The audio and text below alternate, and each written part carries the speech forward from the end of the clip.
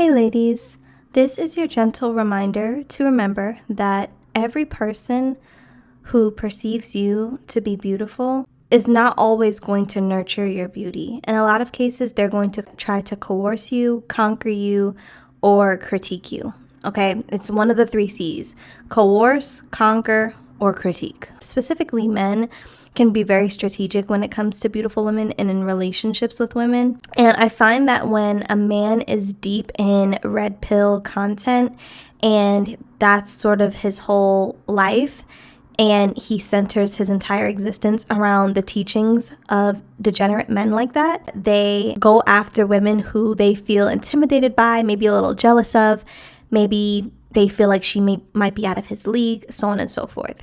And they'll get into relationships with these types of women knowing that they don't have the security, meaning they're insecure. They don't feel secure in the relationship because of her beauty.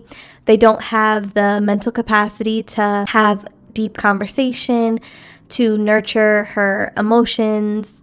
The emotional intelligence is just not there. I noticed that they tend to go for women out of their league in some way, shape, or form, and then try to chip away at her confidence so she can come down to his level. And this is a way that they conquer women. This is a strategy and a tactic of conquering women. I came across this really sick phenomenon called dread game, and essentially it is a tactic used and taught by red pill men to other red pill men about making your girlfriend or wife feel like you're going to leave her, like there's other options out there for you, make her feel basically jealous and insecure so that you can have more control over her. I found a creator talking about this in depth, and she shared a story time that she found on a public forum. So I'm going to share this video with you all, and I'll be back for my 2 cents. These red pill dudes, especially if they're already in relationships, when they listen to this mess and try to implement these strategies, they jack up their relationships. And if they are single, it just keeps them in a cycle of being single and angry. This woman posted in the marriage subreddit saying, "I just realized my husband textbook red pilled, dread gamed me since we got married. All right, let's see what this is all about."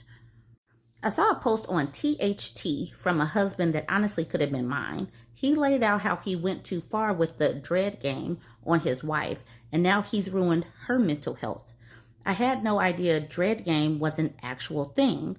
Curious, I looked it up, and it's a play-by-play of how my husband has been treating me for years. Red pilling dread game. All right, so she gives us something to look up. I'll get to that in a moment.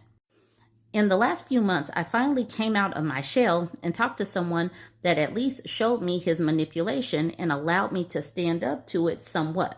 But I was still trying to give my husband some credit. Maybe he's so emotionally traumatized, he doesn't know what he's doing to hurt and to try to manipulate me. And maybe he's right, that I should do better to make him happy and meet his needs. I was still agreeing that I was the failure overall, and if I just worked harder to make him happy, things would maybe be okay. Until I read the instructions on how to use the dread game to get what you want from your wife. I was so stupid. It was exactly everything he's been doing. I won't detail here, you can look it up.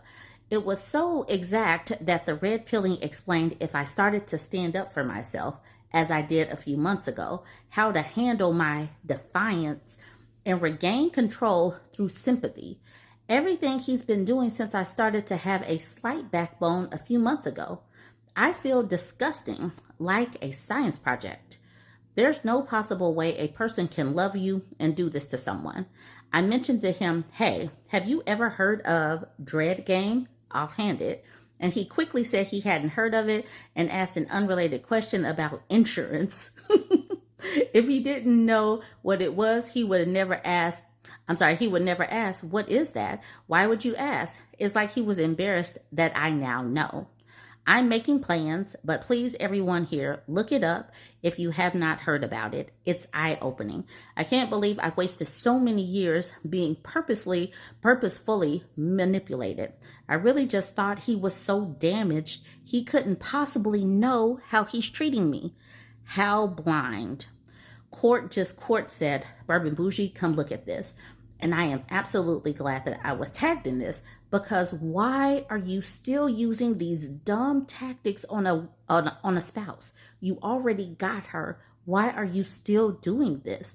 Why can't they just be loving and supportive? Anyway, let's look at the dread game. This is old, but I don't think that I have ever said the words dread game. But it says dread game is a psychological manipulation tactic originating from the red pill manosphere, designed to make a romantic partner fear that a man is about to leave, cheat, or lose interest. It is within this ideology to force compliance, maintain power, or boost a partner's perceived sexual market value by exploiting their insecurity. What is dread game? Its purpose. It is designed to change a partner's behavior by making them feel anxious, insecure, or threatened with abandonment, encouraging them to put more effort into the relationship. And ladies, this is why in relationships, we cannot let our guards down. When you're single and you're dating, you have to have your antennas up. You have to have all your blinkers on. You need all your notifications on loud. Okay? You cannot miss a thing. You cannot overlook things. You have to be so on point, because you can sniff these guys out usually. But also, it's more so like when you get into a marriage or a deep, relationship with someone, and you guys are in it in a serious way. It's important that you remember to keep your standards high and to not let a man come in and start to make you feel like he's doing you a favor by paying attention to you. He's doing you a favor by taking you out here and there. He's doing you a favor by giving you a ring. You never want a man to think that he's conquered you to the point where he doesn't have to put any work in. And not only that, you also have to now work to keep him, because he's has all these options, and you better be afraid because look at that waitress, shaking her boobs in my face. Like, they want women to feel scared of losing them, and that's like their main tactic, to conquer you and to keep you conquered.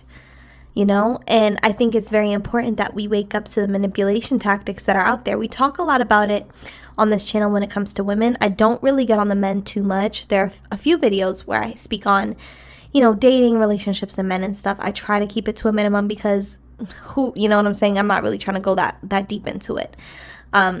Because men is the least of our problem, okay? But what I'm trying to say is, it's important to remember that there are tactics like this, and there's men and women who try these things, and you need to be aware that people look for people to conquer. They look for people to coerce, and they look for people to critique. And ultimately, what they all have in common is they see something in you that is bright. They see something in you that is attractive to them, and they're curious about it to the point where they want to take action, whether that action be negative or positive. And I find that a lot of the times my interactions with these types of men have been negative, because I immediately pick up on just the hunger to make me question myself, dislike myself, the pressure that they put on you to perform for them, or to make them feel, like they are, again, doing me a favor by being with me. Like, that's a tactic. That's like the dread, where you start to feel scared and anxious and nervous about whether or not you can keep this man. Whole time he should be thinking about how he can keep you. Okay? That's manipulation 101. If a man is dangling breaking up with you in your face constantly, that is manipulation. And I went through that with my ex-narcissist, okay? My ex-narcissist used to break up with me once a week when things were really bad. When we were at our tail end, it was like every week he was breaking up so he can go deal with other people and make me long for him and make me cry and do all this stuff, and then come back, and then it would be this big like fiasco. They keep you in that cycle, you know what I'm saying? So you're addicted to it almost. And that's one of the tactics that these red pill men teach men to do to women. And my question to these men is, at what point do you stop? Because like this creator in that video said, you were married to the woman, for God's sake. You would think that they play these stupid games when you're just dating. You were married to that lady. And you still felt the need after you married her, after you locked her down, after she said that she wants to give her life to you. You still feel like you have to play those types of games.